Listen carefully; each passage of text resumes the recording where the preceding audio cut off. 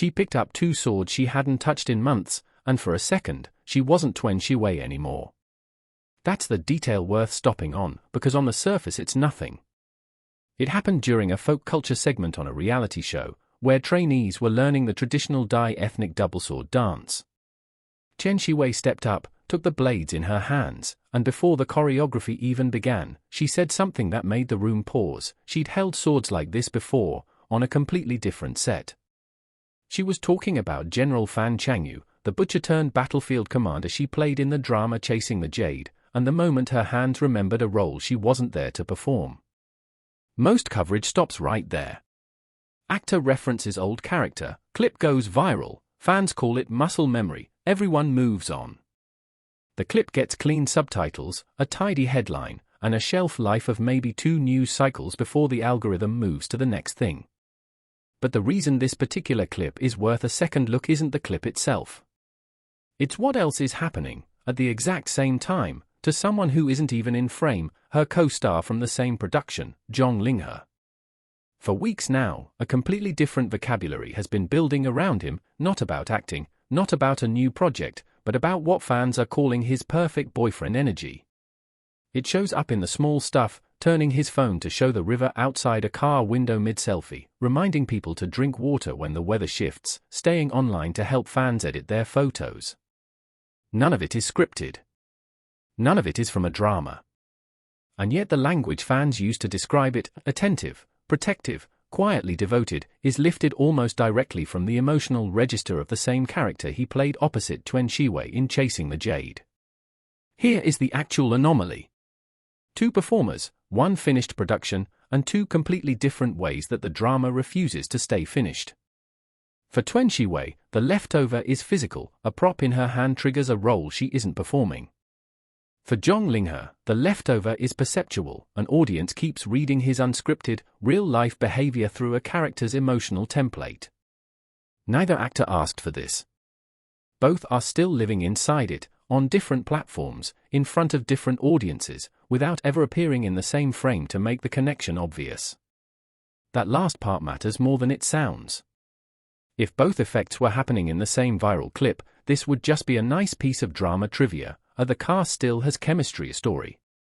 The fact that they're happening separately, through completely different mechanisms, on completely different types of content, is what turns this into something worth actually examining rather than just reposting. It's worth being precise about what actually happened with Tian Xiwei, because the training behind that moment wasn't small. To play Fan Changyu, she went through months of one-handed sword work and close combat choreography, doing her own winter fight scenes and a demanding sequence where her character carries a slaughtered pig across the battlefield, the visual pivot of a woman whose weapon changes from a butcher's knife to a war blade as she rises from market stall to command post. That kind of physical training doesn't just teach a body to perform a scene once. It teaches a body a default. So when trainers on an unrelated variety show handed her ceremonial swords for a folk dance she'd never learned, what came out first wasn't awkwardness, it was posture. Instructors on site noted how quickly and cleanly she picked up choreography she was seeing for the first time. Fans watching the clip put it more bluntly, Fan Changyu, they said, was hiding inside Tian Xiwei's body, and the show had accidentally let her out for a few minutes. That's the first appearance of the anomaly. Here's the second.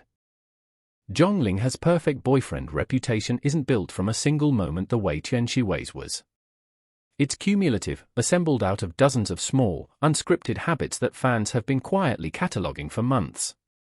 A live stream where he switches to gamer mode and answers questions patiently for an hour. A travel clip where he angles the camera outward instead of at himself, so followers get to see the view too. Height, bone structure, day-to-day vlogging tone, all of it gets folded into what fans describe as a composite boyfriend perspective. None of that, on its own, has anything to do with acting. What connects it back to Chasing the Jade is the language fans reach for when they describe him, the same emotional vocabulary the drama itself used to build his and Tian Xiwei's on-screen dynamic, from tender protective gestures to instinctive loyalty toward the people around him. Audiences aren't simply remembering a performance. They're using a fictional emotional template as the lens through which they interpret a real, unscripted person. That's a different mechanism from what happened to Tian Xiwei, but it comes from the identical source, and it's running at the same time, on the same drama, through its two leads. Notice, too, how differently each version travels internationally. Tian Xiwei's sword moment needs almost no translation, a physical reaction reads the same in any language, which is part of why it clips and spreads so easily across borders.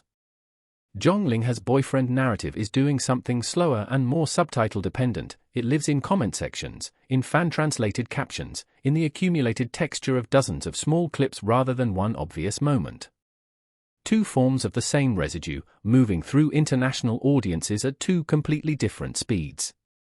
This is where the story stops being about two isolated fan moments and starts being about something the entertainment industry rarely talks about directly: character residue as a business asset.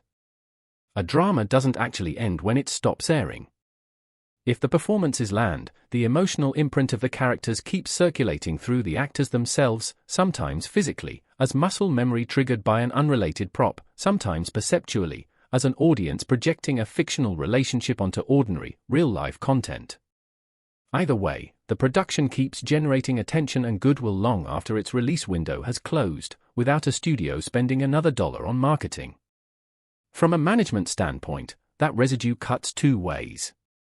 Leaned into, it becomes free, ongoing promotion. Every variety show clip or livestream moment that echoes the drama sends a small wave of attention back toward it, and toward whatever the actor is promoting next. Left unmanaged, the same residue carries a quieter risk. An actor can start to feel less like a person building an independent public identity and more like a character that never fully wrapped filming. Which direction a given case leans usually says less about the actor and more about how deliberately their team decides to acknowledge, redirect, or simply let the association run. That doesn't mean every co-star pairing produces this effect, and it would be a mistake to read two examples from one drama as proof of an industry-wide formula. One reasonable reading is narrower. In this specific case, a single production created two distinct, ongoing afterlives for its two leads, each reinforcing audience investment in the original show without any new content from that show being produced.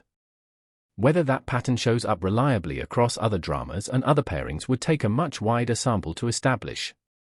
What this case does illustrate is how thin the line has become between a performer and the role that made audiences care about them in the first place, and how, in a market built on parasocial engagement, that blurred line isn't treated as a problem to manage.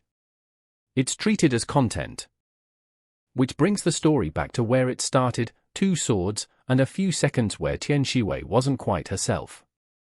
It's tempting to read that clip as a cute coincidence, a fun bit of behind-the-scenes trivia for fans of the drama. But placed next to what's been happening to her co-star at the same time, it reads differently. It's evidence that a finished production doesn't fully let go of the people who made it, that a character can keep living in an actor's reflexes just as easily as it lives in an audience's imagination, and that both versions of that afterlife are now doing real work for an artist's public image, whether anyone planned it that way or not. None of this required a secret plan, a coordinated campaign, or a studio pulling strings behind the scenes. It just required a good drama, two committed performances, and an audience willing to keep the story going long after the cameras stopped rolling. That's usually the quieter, less dramatic explanation, and in this case, it also happens to be the more interesting one. If you like entertainment stories that go beyond the headline, the kind that look for the quiet signals most coverage misses, Rabbit News Hallyu was built for exactly that. Subscribe if you want analysis, not just updates.